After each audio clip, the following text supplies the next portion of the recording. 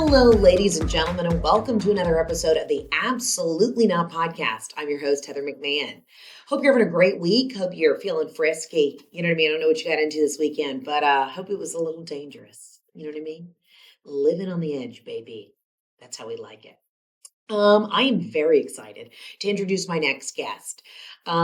He's just a dear friend of mine. I think he is super smart, super savvy. He's an incredible businessman and just a savvy traveler. And when this episode comes out, I'll be abroad again because she's doing the most these days. So I thought, why not have one of my dearest and closest friends, who I know you guys follow and are a fan of, to come on and explain a little bit how to be a savvier traveler than we all are. Because I'm a new money bitch and I've been making money with this credit card points, but I don't actually know what I'm doing or how I'm using them. But also we get into everything. Brian and I discuss surrogacy. He just had a baby boy. And we just discuss what it's like to be a boss bitch and run shit and the ebbs and flows of life and how sometimes you just got to kick your feet up and go to Providence, Rhode Island and live, laugh, love. Because you know what? Life's short. And next thing you know, you could get bit by a tick. So anyways, I'm rambling. Without further ado, please welcome the one, the only, one of my dearest friends, and you can follow him at Brian Kelly on Instagram, and obviously he's a points guy. Without further ado, please welcome to the podcast, my dear friend, Brian Kelly. Ladies and gentlemen, without further ado, one of my dearest, one of the best in the world, the one and only Brian Kelly. How are you, honey? I'm doing great. How are you? Are you jet lagged? I'm jet lagged as hell. I went to a Dave Matthews Band concert last night and just to feel alive again. And it was like 10 p.m. and I left before the last two songs because I was like, I had a twitch in my face all day yesterday. I'm like, I'm either going to stroke out or I'm just going to collapse. So yeah, I'm a little jet lagged. The twitch had nothing to do with the edible, right? No, not at all. No, of course not. Never. I did. I skipped the last 5 songs of Taylor Swift because I'm just too old for that. I saw her in Philly and it was amazing, but I was like, not worth it. Like 80,000 wasted girls screaming, and then you like this is what we think about now. I mean, you just turned 40. I hope I'm not throwing you under the bus saying you just turned 40. Oh, I'm embracing it. I'm getting there, and I'm only a couple years behind you, and I'm literally like, looked at my husband, I said, we gotta go. I said, I don't want to wait in line for the Uber. I can't do it. No. I'm with you. I can't do it. So what have you been up to, Brian? I mean, I feel like all my listeners already know who you are. You're a dear friend of my life. You are the points guy. You've been running this incredible business on teaching people basically how to like optimize their life using credit card points. But you really also, I think there's so much more to you. And I feel like you always get interviewed talking about your business, which we will get to because it's incredibly helpful and amazing. And you've built it from the ground up. But I feel like you're a new dad. What is the new dad life like? Because I'm going to be a 40-year-old mom, most likely, and I'm just embracing it. And let me just first say, for any of the people who are older thinking about becoming parents, I have zero regrets. Like, I traveled the world, I partied my face off globally many times over. When I had my son at 39, I was like, I feel good. I don't feel like I'm giving up any part of my life. Like, yes, is life changing? Do I now travel with a nanny? Is, that chaotic lifestyle I used to live, like the Lady Gaga club, plane, other bus, like I was over that anyway. So I still have a little bit of that, but being a dad is amazing. Dean is now 9.5 months. And actually right before this, I'm in Provincetown now, in this cute little rental house. And he just walked up 14 steps on his own at 9.5 months, which I'm like, where is the pause button? It's like, but he's just, I know I got lucky with him where he smiles. He's so, he still has, he doesn't quite sleep through the night all the time. He'll still wake up. I think it's just because he's so big and he's hungry, but he's amazing. And actually, I haven't really told many people this, but I'm actually starting the process. I now am like, okay, he's so fun. I've got to give him a sibling. Like, I'm one of 4. Really? 40 years old. I think the first 9 months, you're just like, your life's in chaos. Like the first child, you don't know what to expect. Now I'm like, it'll still be chaos, but especially being a single parent, like the nanny thing has been the biggest hurdle for me to get through because I depend on them so much, and finding the right fit, you don't really know until you live with someone. Plus this person is taking care of your most valuable asset. I think in the beginning I was like, okay, I just need help. Anyone. And, like, oh, you're like Craigslist ad. It's fine. It's fine. So it's taken a little like tweaking, and I've gone through some nannies or whatever. Now I'm like, okay, it takes a lot, but it's like, I have amazing nanny. She wants me to have another. So now I'm starting to put those wheels in motion. Listen, I hear what you're saying though, because what people don't realize is like when you're bringing somebody into your family and into like seeing behind the curtain, if you will, it's like you want to know that like you have to have a bond with them. You want them to feel like they're family. And I totally hear what you're saying. Yeah, it's so true though. But also like I live my life, I'm kind of exhausted a lot where I also need my downtime. So I've had a nanny or two that were chatterboxes, Yeah. like nonstop, know-it-all chatterbox in a way. And it's like, okay, it was fine for a while, but like in my space, so it's really important. Like I treat my nannies like they're my family. They fly Yes. first class, business class. I pay them over market rate. They're like taking care of my kid. I take care of them. Right. However, it is a fine balance between like when you also need your personal space. Totally. And so anyone it's funny because every time most people don't even talk about nannies on social media. So many people reach out to me and say, I appreciate the candor and, being open with the fact that you have help. And frankly, I'm a single dad, so I don't know how people do it without help. Like it's also half my girlfriends who don't have help, they're little guys, if you will, are in school. Like they're doing some sort of mom's day out. Before preschool, I guess they just go to school all the time. All my girlfriends work. And if they don't, my girlfriend just had twins. So she's like, okay, now I'm really going to be home because I've got 3 kids. But I think more people talked about it, everybody needs extra hands, whether it's a family member, whether it's somebody you're paying, whether you get them again off Craigslist, you met a nice Greyhound bus driver that you just feel like has a good soul. You got to get the help however you can. So I think people need to take away the stigma from it. You know what I mean? Totally. And especially there's so much guilt being a parent. You come to realize very quickly. Like I was in the beginning, once I started working again, I was guilty. I wasn't spending nights with him. I'm like, and I'm beating myself up. And I talk to so many parents who are like, chill out. Like for the first 2 years, he's not even going to remember what the heck is happening. So like, take it easy on yourself.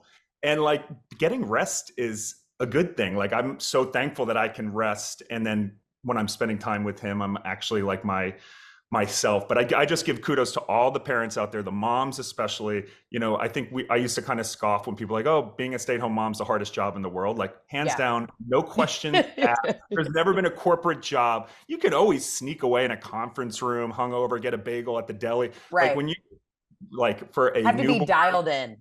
24/7. And if you don't, like someone could die. Like that stress is way better, more stressful than like getting the report into management, I don't even have 2 kids. I have 2 French bulldogs right now, and I have 2 toddlers, i.e. my husband and Robin. And I have been working from home today, and I have literally lost my mind. Jeff just grabbed me in the kitchen. He's like, if you don't calm down, like he's like, I'm going to leave the house. Like my anxiety has been through the roof because when you're home and you're trying to get your shit done in your own like orbit, it's just I've been losing my mind all day. I'm like, I have to get on the road. Like I'm itching to get back out. Yeah. But I like that you said, because you're always exhausted. And I met this wonderful lady in the Delta Sky Club, and she had come to my comedy shows before, and she said she was a mom. She had her first kid at 40. And she said, you know what, Heather, I honestly think parenthood is going to be good for you, and it'll come easier than you think because you're so used to being bone tired. She's like, you already know what that feeling is like, being on tour and traveling internationally and doing all that. She's like, you can handle this. I'm like, okay,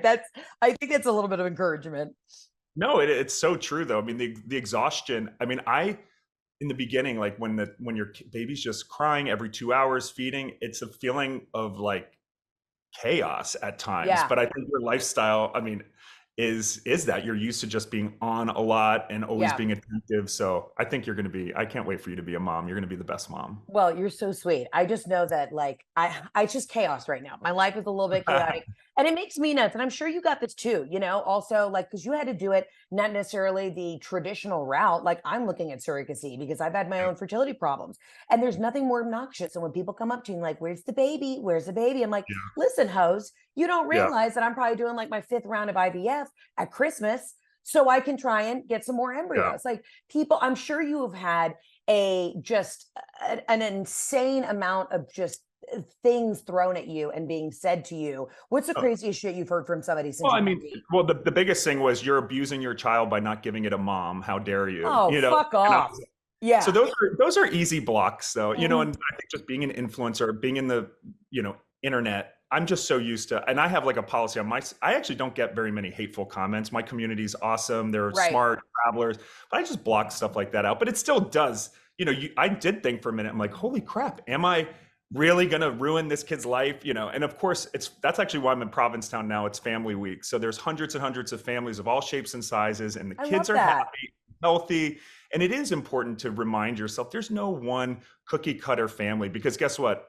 As we all know, like a lot of those cookie cutter families who think everything's perfect, you peek behind the scenes and it's chaos. Like there's Right. no, your child is fed and happy. And that was the other thing my surrogate couldn't pump.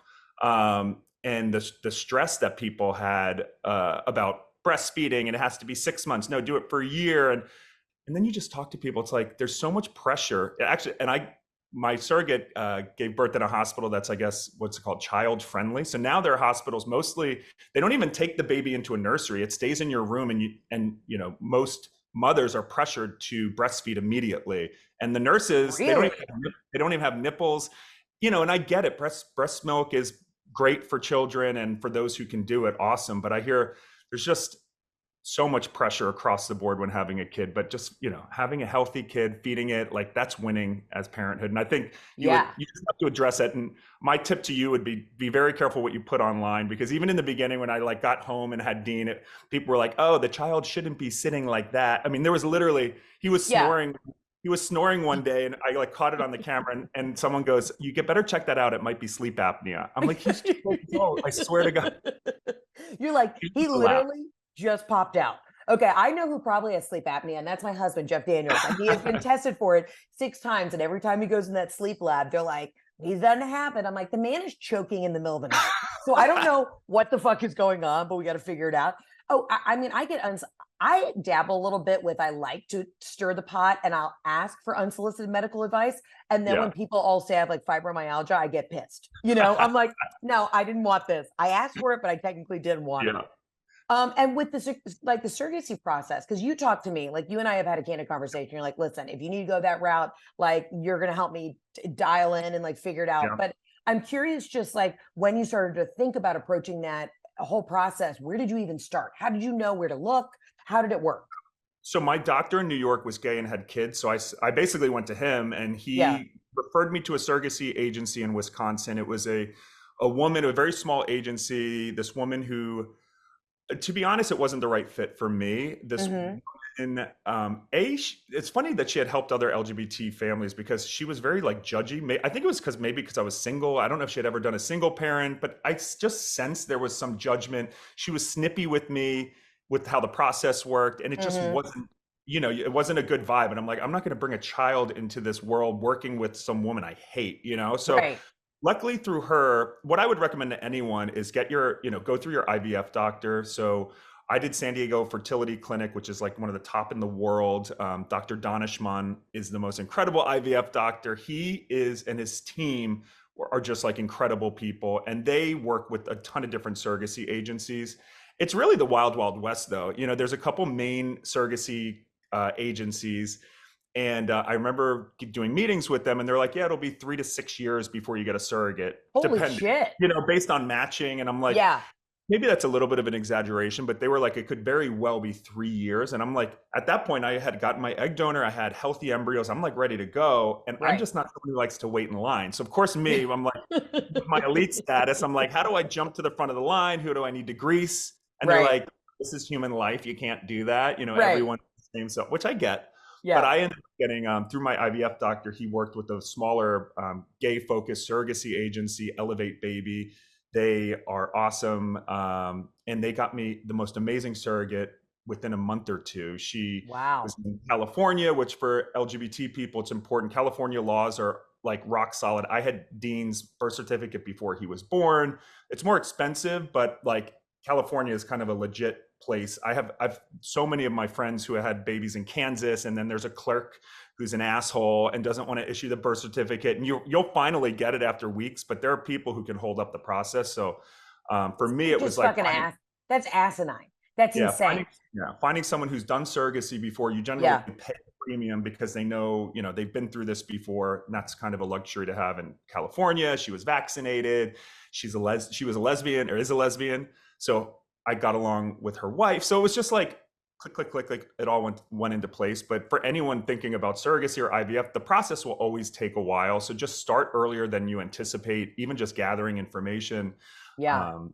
Because it's very confusing and it's super expensive. But I'm I just mean, thankful that I'm able to do it. and also you gotta, this is just a testament, like when you're right out of the gate saying, oh, I'm ready to have another one. This is why I always know that there's like as much, because I'm the childless person in my friend group. So all of my girlfriends and guy friends bitch to me about what, about their kids. But then I'm always like, I know it's crazy. I know it's chaotic. I know it's expensive. It's all those things, but you must love it so much because you're willing to do it again.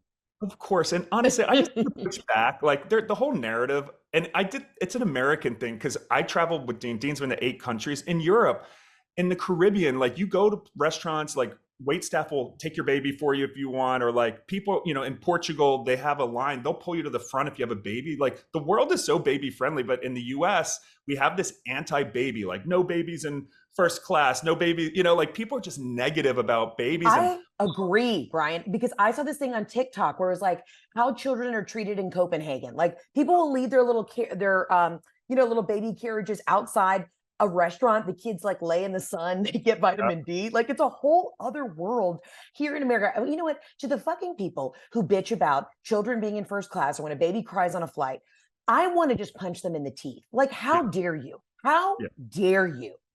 I've had more grown, drunk white men ruin my flights than any baby. Like, get a pair of earphones. Like, we all know, like, you've got to control your environment. But yeah, I mean, and that whole baby narrative, it's yes, it's crazy, but it's the most amazing thing in the world. But if you just listen to what people say, I swear at every point, oh, newborns, you're never gonna sleep. Life's horrible, horrible. They're like little devils, and then it's like toddlers. They're terrorists. I mean, at every point. Oh, but then when they become teenagers, they're hormonal monster beast. And if you sat and listened to like the narratives, it's crazy. But no, it's like the most amazing experience. Like watching Dean, when Dean smiles with his 2 little bottom teeth, like looking up at me like cross-eyed. It's just there's no other feeling in the world. And you did make a beautiful baby. He is so cute. I'm proud of him. I mean, he's huge though. He's 9 months and he's in 18-month clothing, and he has some 24-month.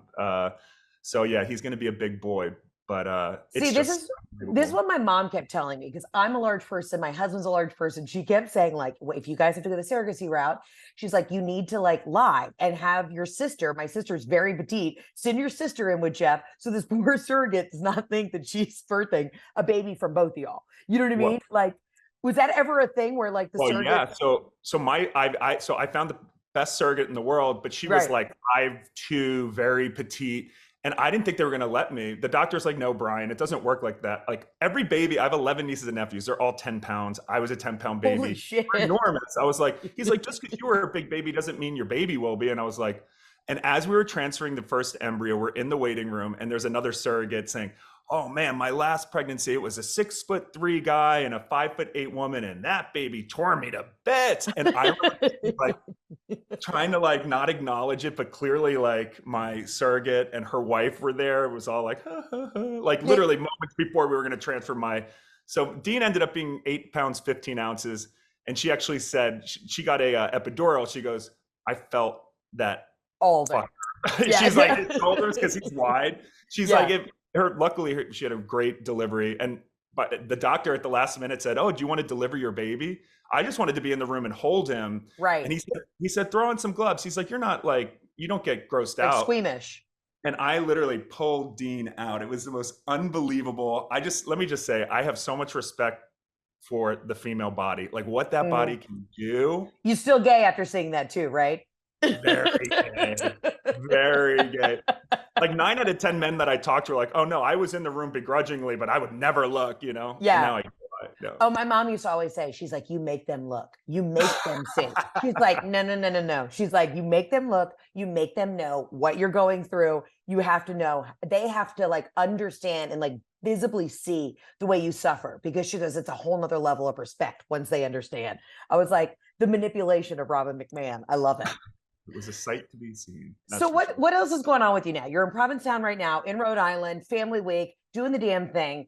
And explain exactly what you do, Brian. I mean, I know that a lot of my listeners know who you are and what you do, but just for those who are new, who are dialed in, what's the best way to describe what you do? So I help people travel using frequent flyer miles and credit card points. Like, so when I started the Points Guy in 2010, it was a blog. I was working at Morgan Stanley. I was doing college recruitment, and I've just always been a shyster. Like, like my mom, I grew up middle class, middle upper class, Philly suburbs. But I was always, and I think being a closeted queen and having all that pent up energy, I was like, girl, I want to live like first class. My parents were not the type that went to Europe. We would drive to Florida, Orlando. They were just not that adventurous travelers. So I always wanted to, live a better life. So when I was 12, I figured out how to use my dad's frequent flyer miles. So like in the 90s, before the internet really, I was like a travel agent for my family using points in my dad's Marriott. So I just learned at a young age how to like maximize these programs. And then, fast forward to graduate college in '05, living in New York City, trying to live the dream. And I started working at Morgan Stanley and just traveling all over the US. And they gave me a corporate Amex, and I called up and they were like, yeah, you can get points if you spend $100. They're like, most people decide not to. But at that point I was spending like $100,000 a month on career fairs. I would book like 60 interns. I would book their travel, their hotels, all on my corporate card. So all of a sudden I had like millions of Amex points. This is '07 to 10. So the Great Recession hit Wall Street. So my team of 8 recruiters, at one point it was just me. So I was just traveling nonstop. I was literally on the road like 80% of the time, raking in tons of points. I wasn't making a lot of money because I was in HR. But on the weekends, I would fly first class to London. I mean, I literally like flew with Madonna one weekend. Like everyone in my life was like, How are you doing this?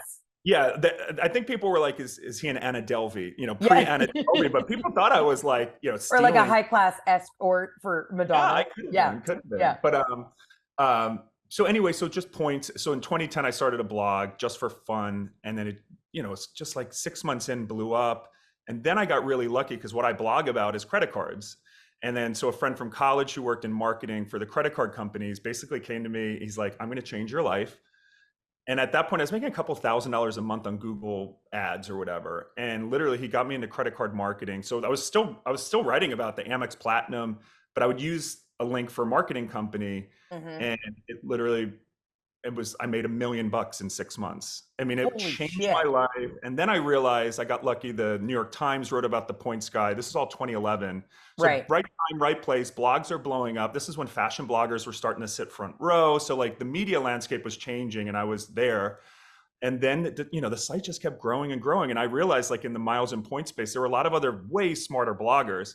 But I'm charismatic, and I was like, I can use this in media. So I would start getting all these New York Times pieces, and unbeknownst to me, that SEO, getting a link back from the New York Times to a tiny blog in the Google search results, all of a sudden the Points Guy became #1. So I realized the more press I do, the more eyeballs we bring in, we build a brand. And, my take has always been, let's have fun with it. Like there's a lot of people in the miles and point, it's very clinical, some, nerdy in a way, like how to beat the system. But I took to social media. Instead of, a lot of bloggers would just, have these really weird blog posts. And I kind of was just like, fierce 20-something gay from New York. And I was like, this is what you need to do. And you're hot, so that also helps. I mean, you're a tall drink of water. I've had my midlife glow up, in the last year or so. But anyway, so that's the blog. It went from me to 10, 15 people. I sold it in 2012 to a publicly traded company. But I'm still on it. Got bought again in 2017. But like my career has really, the Points Guy now, we've got 125 employees. We get traffic than Travel and Leisure. So it's, we're all things travel, not just points and miles these days. But, I think as I look forward, I'm no longer the CEO of the company. I think it was 2020 when I realized like trying to manage 100 people, plus be the face of the company, plus having my own personal life, I was just like completely burnt out. And the pandemic for me was like the pause button I think I so desperately needed. So now I'm just the face of the Points Guy. So I still work full time. I have no employees. And hopefully working on doing a TV show and a book. And wheeling and dealing. Healthy baby. I've got a new boyfriend of it's like 4 months now. You met him at your show at Radio City. He's fantastic. just like he's an art teacher from Delaware, and he's just so not from my world, but met at a bar, and he's just so sweet. So yeah, But that, life is good. life is good. You're settling down in the best way. And what's one also too, I know like when you're like, I don't have anybody underneath me, I realized that the hardest part of being an entrepreneur or being a boss is managing people. It's not the day-to-day actual work. It's managing emotions, expectations, and like trying to keep everybody happy. And that's what like from like one boss to the other, that's what I'm having to learn is like, oh fuck, it's not necessarily because I'll get up and do the work. That's not the problem. It's just keeping everybody around you fucking happy all the time. It can make you crazy. It's so true. Yeah. I mean, especially when I was, managing a team of creatives and other, there were 50 Yeah. writers on the team, and I would push them, like there were times like, I mean, I remember I sent one of my young writers to the Maldives, and they came back from the trip and like were upset because they were jet lagged. I'm like, you flew first class to the Maldives, and like they were demanding like a week off of PTO because they were working for like, I mean, it was just like there were so many moments where I'm like, I'm not cut out. Like I give so Yeah. much credit to people managers, but I'm not a people manager. And the moment that I realized like that's not what my value is on this earth, let's let other people do that. Now still have to do that in my own personal life with my, I still have employees in my world that I have Right. to manage. And the thing is, you have to be an active manager. You have to be, as much as I'm like, but I need to be the one like with nannies and my assistant, and I have a farm, so I have to manage, so there's a lot on that angle, but you can't just give it all up to one person. As easy as that would be, you still always kind of have to be involved. Oh, you always got to be involved. I know. And I find that very refreshing that you said that. Because, yeah, there are days where you're just like, you're looking around, you're like, at the end of the day, being a boss is a scary thing, right? You are responsible for feeding people, keeping people employed, all of that stuff. And then there are days where I'm like, I still am not taking the day off. Like Yeah. people think it's glitz and glamorous. And we've talked about this candidly. And I mean, everybody on the podcast knows like, it's a safe space to bitch. But there are days where you're like, fuck, I don't get to take the extra day off. When everybody else is off and doing the thing, if I don't keep the wheels spinning, the train's going off the track and none of us are going to be able to eat next week. You know what I mean? It's like a wild, I think the responsibility is what started to like tap into the anxiety where I'm like, I'm actually responsible for people's livelihood and I'm not allowed to have a bad day. I'm not allowed to have a day where I don't want to do it or I don't want to, there's no option because the train has to keep going. You know what I mean? Have you ever been too sick to do a show? Oh, honey, I am an old, I always joke all the time. I'm an old show pony. I have done it through like a bad reaction with the COVID booster. I've had the stomach bug. I've had COVID and didn't know it. I've had strep throat. Like I just you were limping on tour at one point this year, right? I did. Well, I threw out my back and I literally it was my show in Pittsburgh and somebody Ray pushed me out in a wheelchair and I was like, the show must go on. You know what I mean? I mean, I'm sure, knock on wood, hopefully we've had a pretty healthy run, but God only knows, but no, I don't know. I'm just an old show pony. Like you just get up and fucking do it. You know what I mean? Happened. So what is going on now? I'm so curious because one, I want you to give my listeners to just, a look inside of how to maximize their points because I always say this, work smarter, not harder. So I want to get into that. But first of all, what is going on right now with the legislative they're trying to take away our points? Like, let's get angry and then let's use action steps on how to use the points. So interestingly, points are all paid for. Like, so when you pay for anything on your credit card, that merchant, the restaurant, Target, whomever, they pay like roughly 2% on average to the credit card company to process that transaction. In turn, the credit card company, like if your credit card gets stolen, fraud, you don't have to pay for it. Your points or your cash back, all of that gets funded through this interchange fee. So that's like why in the United States is the mecca for points and credit cards. It's super lucrative. Like it's not like this in other countries where you can earn triple points on dining and groceries, et cetera. So we have a really lucrative system for consumers in the United States. Now there's these senators that are coming in and basically Walmart and Target hate paying this 2% fee. When you think about how many billions in sales. So the retail lobby has come in and said, oh, we're going to use inflation as a reason. We now need to cap all these fees. And they're saying, basically, if you cap the fees, the retailers will save all the money. And don't worry, we're going to trickle down our savings to the consumer. We're just going to miraculously lower prices on all of our products. Now, we know this isn't true. A decade ago, the same Senator Durbin, he did this with debit card rewards. So it's on a much smaller scale. You used to be able to earn Delta miles, United Yeah. miles on debit. So Senator Durbin slipped in legislation last minute on this financial, post-financial crisis. And literally overnight, debit card rewards went away because the banks couldn't afford to give rewards when the interchange went down.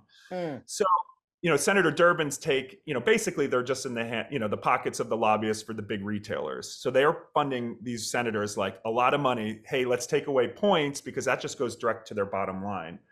And they're grasping at anything saying, military veterans are disadvantaged by this, et cetera. But at the end of the day, consumers, of anyone listening, if you get points, if you like your Delta miles, your cash back, most Americans get value from this. And considering how expensive travel's become, I think it's egregious, like now, to take away people's points and miles, earning from credit card. It's like the one bipartisan thing left in this country. Like whether you're Republican or Democrat, like we all got points. Yeah. So luckily, so they were trying to attach it to the defense bill this week. And they actually I don't know when this podcast is coming out, but they actually just said we're not going to add it to the defense bill, which is good, but they're just punting it down the road. So it's going to come back. So what people can do though, and I think our campaign has been working, senators. I emailed a senator. I clicked on the link. It was so easy to do. I have emailed all my representatives here in Georgia and I'm like, don't take away my points. I spend too much money on the road to not be able to use those points to then finally take a fucking vacation.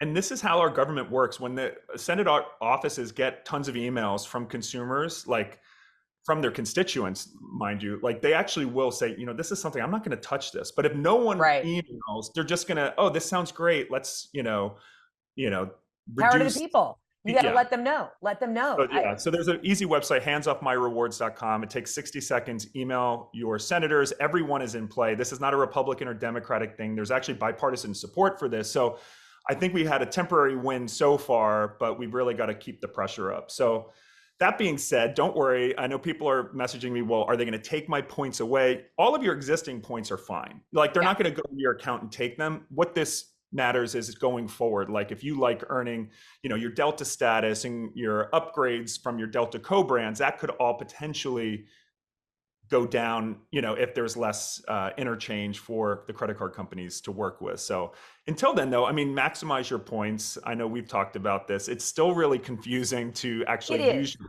points. It is a little confusing. And you guys have made a great platform, like to try and break it down for dum-dums like me. I think what it is we're so used to like the instant gratification, just going in and booking a flight, right? It takes a couple extra steps. And I know that there is a easier way to do it. Walk me through it. So now say, like, I've been hoarding points. Brian, I could literally go around the world like 6 times. I have so many fucking points, and then I get crazy because then, like you were saying, Delta, I'm very Delta loyal, but flying Delta, trying to use that for like a business class or, Delta One, they almost want to take like 1 million points to go anywhere. So how do you maximize it? And how do you go out there? You're like, okay, I want to plan this epic vacation. I want to go out and I want to use points. Where's the best way to start? Well, the first thing everyone needs to have, I know you love Delta, for example, but don't never put all your miles in one basket. So if you're an American flyer, JetBlue, so many people I know will just have that airline's credit card and just go bonkers with it. But what happens is you overexpose yourself to one currency. And then when you want to fly Emirates to Athens, or you can't transfer your existing points. So what you want is transferable credit card points. So this is Amex like membership rewards. This is Chase Ultimate Rewards, Capital One Ventures. So these are programs where you earn in one program and then can transfer to like 20, anywhere. 30 partners. So that's the first key, is not just using one airline or hotel co-brand. You got to get like Chase Sapphire Reserve. That's what I have. I had the Chase Sapphire Preferred Reserve. Preferred? I don't know. But I was able to fly Emirates first class on that for like nothing. And it was amazing. Exactly. The Built Rewards is a new one where you can earn points on rent, no annual fees. Oh, hell yeah. So you get one of those. Here's the deal. So there's actually 2 tools out there now. So one is called point.me, and that's the website. So point.me is an award search. So it will, so say you want to go Atlanta to Milan, it'll actually break down all the different ways that you can do it. Like if you have Amex or Chase points, you might be able to transfer. And this is why like the best deals out there these days are foreign frequent flyer programs like Air France, Flying Blue, Virgin Atlantic, even Turkish Airlines has a super lucrative award, loyalty program. So Point.me, you can actually put in, if you're Chicago and you want to go to the Maldives, it'll show you the cheapest ways to do that. And then there's a new one that's really clever that I think is going to blow up. It's called Roam, ROAME .travel. And that's similar to Point.me, but these are both search engines that'll scour all the different options. So instead of having to read, 100 Points Guide posts on all the different options, these tools will allow you to do that. And both of them, actually Roam is free. Point.me has like a small subscription, but if you've got a lot of points and you don't want to sit there and try to go through the 1,000,001 ways how to use them, like simply put, those are like the best tools I have. And it'll automatically search. You do get a high. Like when I did my first like big points trip, I was like, you get a high. You're like, I'm, you know what I mean? You're just like, I did it. Because here's the thing, we're already spending so much freaking money anyways out in the world. It's like, there's got to be some sort of reward for it, for having loyalty to stuff. And when you're able to use your points, like I did a lot of my honeymoon on points and it was amazing. It was absolutely incredible. And we got upgraded a lot of the places we went. Like there wasn't any downside to it. Yeah. Yeah, no, there's no downside to getting points. And there's all these top sign up bonuses. So you can get a new card, you and your spouse, all of a sudden you've got like hundreds of thousands of points. So it can be, there's like a little bit of a, takes a little bit to get used to it's like learning a new language, but once you start learning it, you're wheeling and dealing, you're getting around.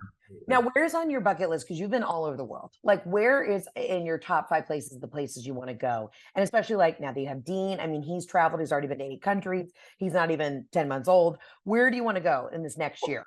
I've always wanted to go to Greenland. I love nature, kayaking, whales, like that to me is everything. And I'm actually getting a chance to go there with your girl, Martha Stewart. I haven't been on a cruise in years. Stop. Is there room for more? I will be in your luggage. Me and Martha are going to cruise to Greenland, which should be kind of epic. So adding in that extra Martha. Have you met her in person yet? No, I've never met her. And we'd be like kindred spirits. I was like kind of pseudo blocked by the Ina Garten, the barefoot contestant, because I used to do impressions of her forever.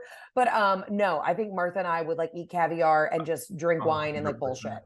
My favorite story of traveling with Martha, we were flying to Copenhagen and she was stealing Lay's potato chips from the SAS lounge. And I'm like, oh, that's interesting.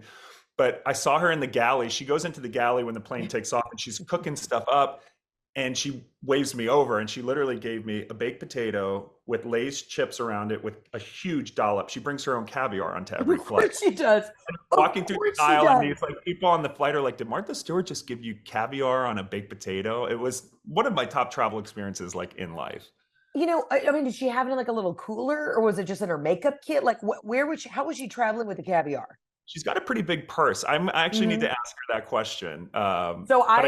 I read this article once, and I think it was in Travel and Leisure. It was about how she carries around like 4 or 5 iPads. She has 1 iPad for newspapers, 1 iPad just for entertainment, 1 for emails. I was like, that's 5 iPad energy. So now like I rate everything in my life by iPad energy. I'm like, oh, fuck. Like if you have your whole life together, that's 10 iPad energy. I'm like, and I was like, did nobody ever, that's when you know you're just so dumb rich, when you don't even know that you can do all those things on 1 iPad. She's like, no, this is my email iPad. I just love that she still does her social media, like the tag. I mean, she's like, you can look at the. It is a little unhinged. Tags are never like the actual tag. I love it. She's epic. So yeah, that's on my list. Antarctica, I've never done. I want to do, and yeah, I don't know. I want to go back to Argentina. Listen, I'll go on to any of these trips with you because Argentina's at the top of my list. Like, I want to have the red meat. The dollar goes so far now. Travel's gotten so expensive. One of my tips is like go to places where the U.S. dollar. The Argentine currency is like still collapsing and your dollar goes so far once you're there. So was there anywhere that you went where you're like, necessarily need to go back? Like I've had moments. Yeah, Bali is my look, I've never had any horrible experience. Well, besides getting shot at a couple of times on my travels. Okay. A little bit frightening, especially now that I'm a dad. But Bali, it's like so far and the beaches aren't that great. It's kind of like someone was like, well, yeah, it's just Cancun for Australians. I mean, Bali has beautiful parts, don't get me wrong, but like the average beaches, I went scuba diving and there was like trash in the water and there really wasn't much to see. So to fly 24 hours when like Hawaii or Turks is like way nicer. I have seen all the TikToks where they show like, the Instagram version of Bali, and then they just show Australians on their, bachelor party. There's traffic. There's only a couple like main roads. What's number 1 on your bucket list that you're dying to go to? Oh, where am I trying to? I really want to do New Zealand. I'm dying Uh, to go to New Zealand.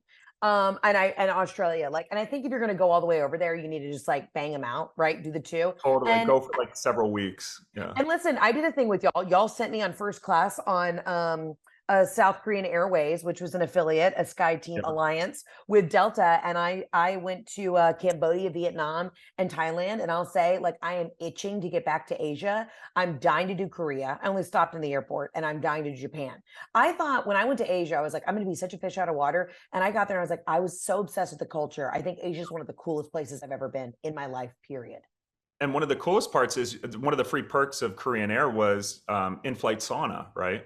Oh yeah, because there was no air conditioning. And that is my one thing. And you know what? A lot of even Delta One didn't always have it. I just flew back Yeah. on Delta One from London, and thank God I had my own personal air. I'm like, you cannot be in a pod and not have your own vent. Like, and of course, you know, it literally one of the ladies in the galley, I went up to her, I was like, is there any way we can turn the air down? She literally looked at me dead in my eyes. She's like, we're South Korean, we don't sweat. She's like, we're Asian, we don't sweat. And I was like, you know, just the fat American, just like, yep, I got it.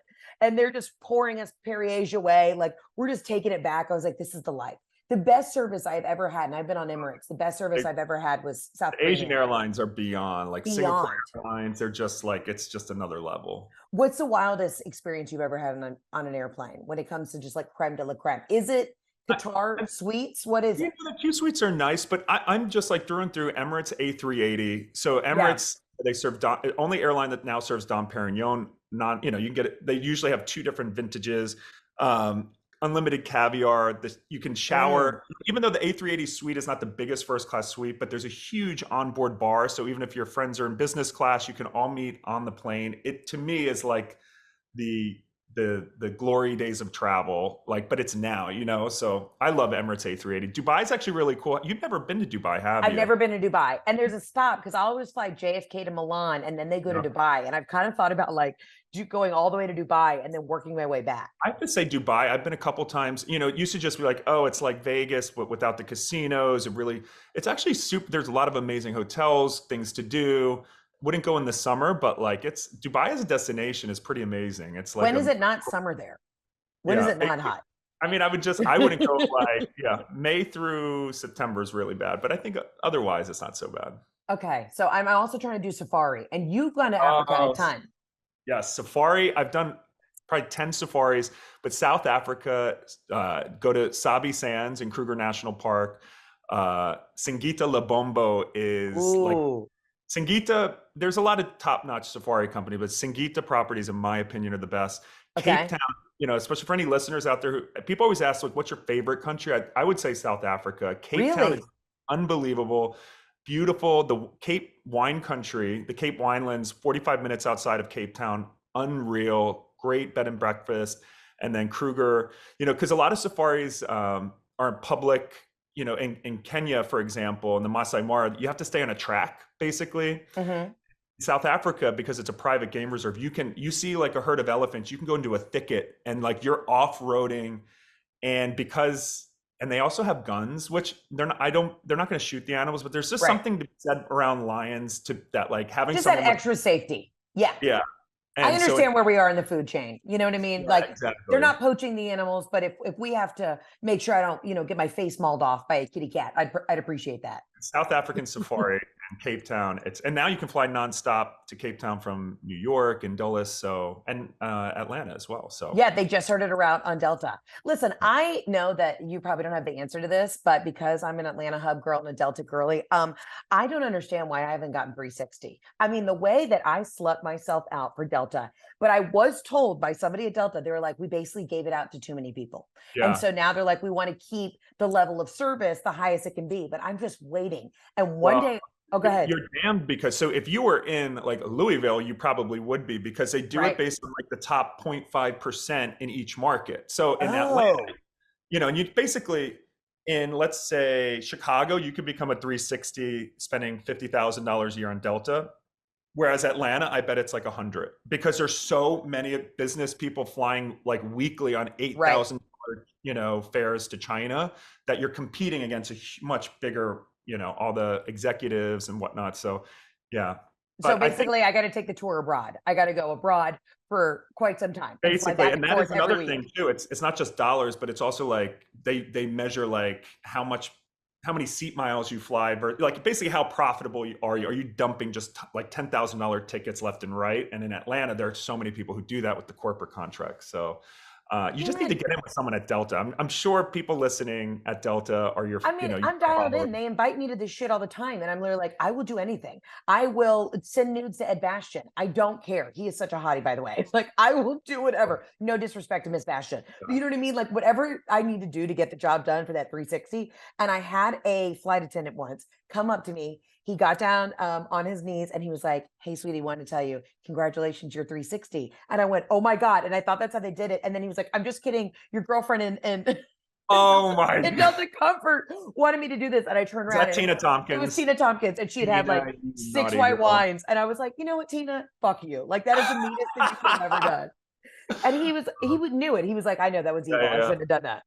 So what else is new in your world? Your fatherhood, you're doing the most, you're slowing down a little bit in the business world and helping people navigate their life with travel. But what is next on the horizon? How's the farm? You got any The more farm's llamas? amazing. So I have, 2 years ago, I moved to a beautiful horse farm in New Hope, Pennsylvania. So for any of the listeners out there on the Eastern Seaboard, New Hope is the cutest little town, an hour outside of Philly, hour and a half from New York. Highly recommend as a little getaway. But yeah, I just got alpacas and ducks, and so that the farm life's amazing. But I'm super excited. I do a lot of charity work with the Point Sky. We work with Peace Jam, which brings Nobel Peace Prize winners to kids all around the world. So That's I'm going to awesome. be on the road to Guatemala and South Africa with that work. And we are currently raising money for Rainbow Railroad, which helps LGBTQ people around the world get asylum, because so many gay people and trans people especially are, if you're trans in Jamaica, you are kicked out of your house so often, like, jailed, or, at your life at risk. So we actually are helping hundreds of those at most risk in the LGBTQ community get to safety. So yeah, just focused. That's incredible work. I have a friend from Belarus who had to escape and literally came to the States because like he was beaten up and jailed because he was gay. And I mean, that's insane. Yeah, so what are the have most deadly places right now for the community if you're outside of America? Sadly, You never Uganda, know. yeah. So actually, what shocked me was Jamaica. I actually went to Jamaica with Rainbow Railroad, and we did a 60-minute segment there. It's really bad. Really? Yeah. So, but Russia, Chechnya that's how I learned of Rainbow Railroad about 6 years ago. In Chechnya, they were just eradicating the gay curse. And so we've gotten a lot of people from Chechnya, but a lot of the Middle East, but Africa, Uganda, they just passed a kill the gays law where it's like literally they're allowing it, people to kill gays if Like they're a citizen's arrest, just anybody? Want to know what the most messed up thing about it is? Yes. It's actually like hardcore, hard right, like Christian fundamentalists from Wisconsin that moved to Uganda that are helping push these agendas. So like the Westboro Baptists just picked up and moved to Uganda. literally same, very similar. Yeah. That now that they're losing in the US, they're like, let's just wreak havoc globally. So it's kind of like a game of whack-a-mole. There's a lot of countries that are criminalizing, but where there's those setbacks, there's progress happening. So I do believe in like travel. People are afraid of what they don't know. So being out proud where possible, you actually do help change people's minds. So, and if people want to get involved in Rainbow Railroad, how would they start? Where would they look? Yeah, so they're just Rainbow Railroad on Instagram. You can donate your frequent flyer miles. If you have Amex points, you can donate them directly to Rainbow Railroad. You can donate money. You can host, you can actually, there's going to be a program coming out for asylees in the United States where LGBTQ asylees come to the US, and you can even help, job training, just be a part of a network for a newly, because getting someone to another country is one, part of the problem, but getting them assimilated and getting them a network. Right. The US government, I believe, is going to come out with the new program where you can even house asylees and help sponsor them. So there are a lot of ways to get involved. Oh, yeah. I mean, the work you're doing is kind of like, I'm not saying by any means that I'm doing the work, but I became obsessed with asylees from North Korea. and I started like donating to this charity link called Liberty in North Korea because I just started watching these documentaries on people trying to escape North Korea. And I was like, this is fucking crazy. Like, you don't know what you don't know. And I feel like as Americans, people take, I mean, our country's so fucked up. We don't even have to get into the politics of it. But like, Yeah. you look at what the way things are run in other parts of the world, you're like, we have basic needs met at this point. You know what I mean? Like, it's just insane. It's insane. So that's really wild. Okay, so Rainbow Railroad, people can donate miles, get involved that way. And where do you see yourself other than, raising alpaca? Also, side note, how did you figure out, do you Google, do you YouTube how to raise alpaca? Well, luckily I have a farm managed. People are always like, do you care for your animals? I'm like, no, they would all be dead because I still travel. So I've got an amazing farm staff that like take care of all the animals and they're very happy.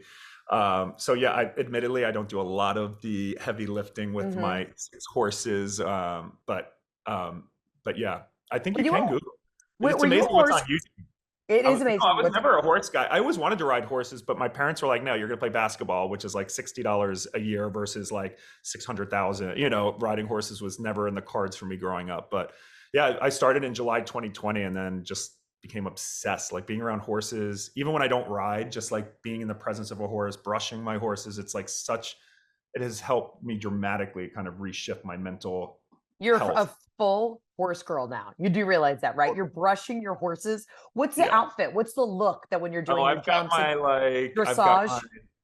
I got the riding pants. Actually, I don't dress too much. My Ariat riding pants and polo and the high boots. But yeah, I mean, jumping a horse, learning now how to jump these huge horses, it's like a thrill that I can't even describe. So you need to come out to the farm. We got to get I'm dying to come out to the farm. And listen, I'm good bareback side saddle.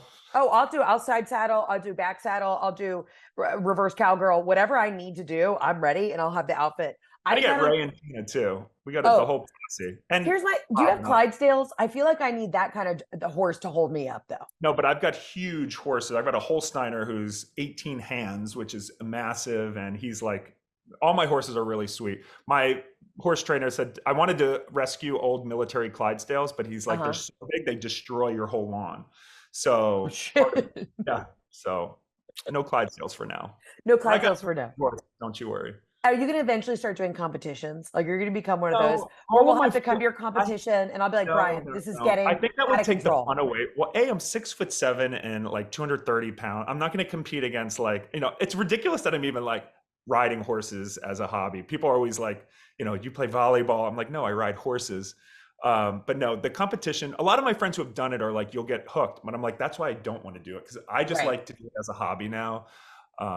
Although I am competitive and that's why I know if I actually start doing it, then I'm going to want to buy a more expensive horse that's better at so I'm like, let me just enjoy life. How do you even find horses? Is that also a Craigslist purchase? Like, how do you get a horse shady, broker? Actually, really, because there's a lot of shady people in the horse world, and you'll ride. They'll inject a horse with hormones, so you test drive it once, and then you come home and it's got like horrible arthritis. Like it's really the Wild West. It's like knowing the right people. I bought horses now through my vet, who has been the vet for. So he's like, he knows what's good. Yeah.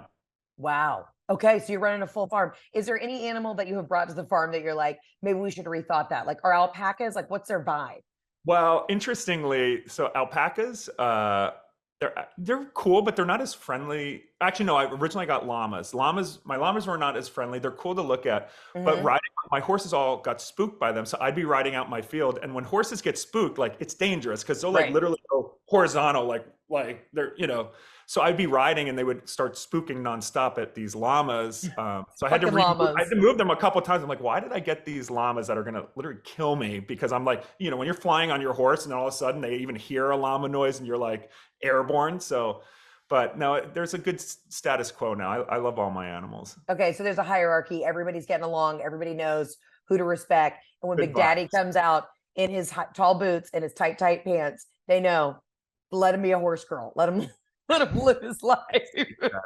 How do you even approach that when you're dating? You're like, so just so you know, I'm a horse girl. And it was funny when Alex, my current boyfriend, because we met in Philly, he lives a couple hours away. And I was like, yeah, when you come, do you want to ride horses? And I was like, here's my gate code. He's like, who are you? What is this? Like, he came to my house. Like, it is a lot to take in. He's like, you live on a farm?